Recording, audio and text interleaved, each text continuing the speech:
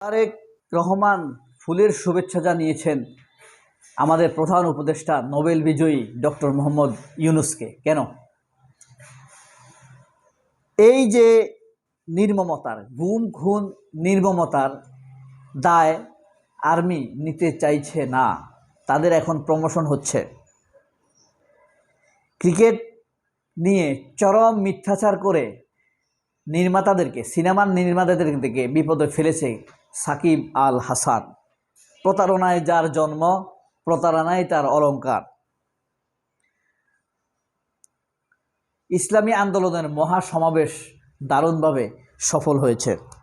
প্রিয় বন্ধুরা, যারা প্রত্যন্ত গ্রামে দেশের বাইরে অত্যন্ত ব্যস্ত, খুব মূল্যবান সময় কাটাচ্ছেন, 2-4 ঘন্টা খরচ করে পুরো আমার দেশ পত্রিকা পড়া অত্যন্ত কঠিন, সময় মূল্যবান, তাদের জন্য আমি হাজির হয়েছি মূলত আজকের দৈনিক আমার দেশের এই সত্য সংবাদগুলো নিয়ে। Mister truthful, mister honest, mister Patriot Mahmudur Rahman সম্পাদিত এই যে আজকের আমার দেশ পত্রিকা। মূল হেডিংয়ে যাওয়ার আগে 4টি বিষয় সংক্ষেপে আলাপ করে নিই। প্রথমত, তারেক রহমান আমাদের ডক্টর মোহাম্মদ ইউনূসকে ফুলের শুভেচ্ছা জানিয়েছেন, কারণ ইতিমধ্যে তার জন্মদিন অতিবাহিত হয়েছে গতকাল। সেই উপলক্ষে তারেক রহমান ফুলের শুভেচ্ছা জানিয়েছেন। এই দিন তিনি যমুনায় পরিবারে তার স্ত্রীর সাথেই কাটিয়েছেন। তিনি অত্যন্ত পরিবারকে ভালোবাসেন, ভালো পরিবার থেকে উঠে আসা মানুষ, তার পরিবারকে ভালোবাসেন, তার স্ত্রীকে তিনি যথেষ্ট ভালোবাসেন। পৃথিবীতে একটি বিস্ময় সৃষ্টি করেছে। আপনারা জানেন, দ্য গ্যাজেট, আল হারাম, economics, new York time magazine পত্রিকা না, ডক্টর মোহাম্মদ ইউনূস এবং তার স্ত্রীকে নিয়ে নিউজ করেছে যে তিনি তার স্ত্রীকে কত বেশি ভালোবাসেন। ইসলামী আন্দোলনের যে মহাসমাবেশ হয়েছে, সেখানে বিভিন্ন দলের রাজনৈতিক নেতারা উপস্থিত হয়েছেন এবং এত বেশি লোক সমাগম হয়েছে যেটা আমাকে আশ্চর্য করেছে। তবে আরও আশ্চর্য করেছে, বাংলাদেশের কোনো মিডিয়া এত লোককে সামান্যতম পাত্তা দেয়নি, কেউ এটাকে নিউজ করেনি।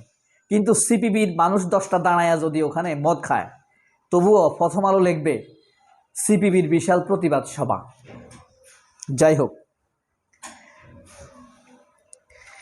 এরপরে আছে আপনার ক্রিকেটার সাকিব আল হাসান। অনেক সিনেমার পরিচালককে ভুগিয়েছেন যে কিভাবে সিনেমা বানাবেন, এই কথা বলে কোটি কোটি টাকা নষ্ট করেছেন। সেই নিউজটি আপনাদেরকে পড়ে শোনাবো। তার আগে পড়ে শোনাই নির্যাতনের ভয়াবহতা দেখে কাঁদলেন নারী কর্মকর্তারা। এই যে মানুষকে গুম করে নিয়ে যাওয়া হতো না, দেখছেন, গুম করে নিয়ে যাওয়া হতো, তাদেরকে বিশাল নির্যাতন করা হতো। তো ওখানে র্যাবের নারী কর্মকর্তারা এগুলা দেখে কাঁদত। গুম কমিশনের প্রতিবেদন, নির্যাতনের কারণে অনেক নারী স্থায়ীভাবে পঙ্গু হয়ে গেছেন। গুম খুনের পর দেয়া হতো নগদ টাকা যারা গুম করত তাদেরকে। গোয়েন্দা সংস্থার শীর্ষ কর্মকর্তাদের জবাবদিহির আওতায় আনতে আপত্তি। ক্যান্টনমেন্ট থেকে জেনারেলদের পালিয়ে যেতে বাধা দেয়া হয়নি। জেনারেলরা ক্যান্টনমেন্ট থেকে পালিয়ে গেছে না, তাদেরকে সেনাপ্রধান বাধা দেয়নি। দিবসগুলোর বিষয়ে সিদ্ধান্ত পুনর্বিবেচনা করছে সরকার। এই যে বঙ্গবন্ধু দিবস, হাসিনা দিবস, শেখ রাসেল দিবস, এগুলা পুনর্বিবেচনা করবে সরকার। কেক ও ফুলের তোড়া পাঠালেন তারেক রহমান।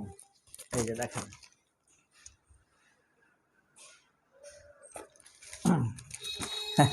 তারেক রহমান বুঝছে ইউনূস কি, আস্তে আস্তে বুঝতেছে। ইসলামী আন্দোলনের বিশাল সমাবেশে জামায়াত সহ বিভিন্ন দলের নেতারা, এই যে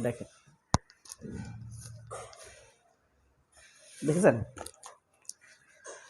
বিএনপির ঘাঁটিতে চ্যালেঞ্জ নিতে প্রস্তুত জামায়াত। এই যে দেখেন,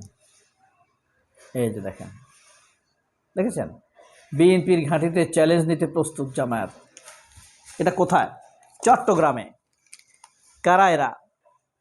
গোলাম আকবর খন্দকার, গিয়াসউদ্দিন কাদের চৌধুরী, লায়ন আসলাম চৌধুরী, মীর হেলাল উদ্দিন কাদের গনি চৌধুরী, অধ্যক্ষ নুরুল আমিন। জুলাই গণঅভ্যুত্থানের পর চট্টগ্রামের উত্তর জেলা রাজধানীতে তৈরি হয়েছে নতুন সমীকরণ। 5 আগস্টের পর থেকেই ত্রয়োদশ জাতীয় সংসদ নির্বাচনে প্রস্তুতি নিতে শুরু করেন ফ্যাসিবাদ বিরোধী রাজনৈতিক দলগুলোর নেতাকর্মীরা। ৮৬তম জন্মদিন যমুনায় পরিবারের সঙ্গে কাটালেন ডক্টর ইউনূস। তার ৮৬তম জন্মদিন, অর্থাৎ আমাদের ডক্টর মোহাম্মদ ইউনূসের ৮৫ বছর পূর্ণ হয়েছে। আল্লাহ এই কর্মবীরকে হায়াত দারাজ দান করুক, ইমানদার হিসেবে কবুল করুক। নির্যাতনের ভয়াবহতা। আচ্ছা, চর দখলের মতো সুপ্রিম কোর্টে বার ভবনের কক্ষ কবজা। ব্যাংক খাতে মে মাসে সর্বোচ্চ তারল্য সহায়তা। পরমাণু কর্মসূচি চালু হলে আবার ইরানে হামলা হবে। কে বলছে? ট্রাম্পের হুমকি। আধুনিক শক্তিশালী বিমান প্রতিরক্ষার কোনো বিকল্প নেই। আলোচনায় প্রস্তুত ঐক্য পরিষদ, প্রধান উপদেষ্টার হস্তক্ষেপ কামনায়। পুরো ইউক্রেন চান পুতিন, পুরো ইউক্রেন দখল করবে। নিরস্ত্র তান প্রার্থীদের গুলি করার নির্দেশ ছিল, হারেসের প্রতিবেদন। ইসরায়েলি হামলায় নিহত শীর্ষ ইরানি কর্মকর্তার জানাজা সম্পন্ন। মুসলমানদের অবৈধভাবে তাড়াচ্ছে ভারত। আগামী নির্বাচন নিয়ে ভাবনা দুর্ভাবনা। এম আবদুল্লাহ। শহীদের স্বীকৃতি প্রদানে বৈষম্য কেন? সংবিধানে আল্লাহর উপর পূর্ণ আস্থা ও বিশ্বাস কেন নয়? এনবিআর কর্মকর্তাদের আন্দোলন মোটেও গ্রহণযোগ্য নয়। এই যে দেখেন,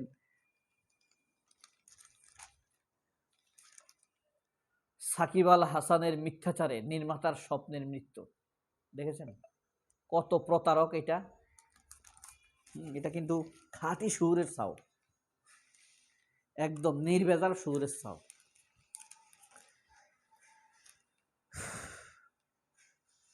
বাংলাদেশ ক্রিকেট টিমের সবচেয়ে বড় মডেল সাকিব আল হাসান সিনেমাও করছেন। খবরটি বিস্ময়কর মনে হলেও সত্যি। শুধু তাই নয়, তার কারণে সেই সিনেমাটি ভেস্তে যায় শুটিংয়ের মাঝখানে, আর সেটি মুক্তির আলোর পথ মেলাতে পারেনি।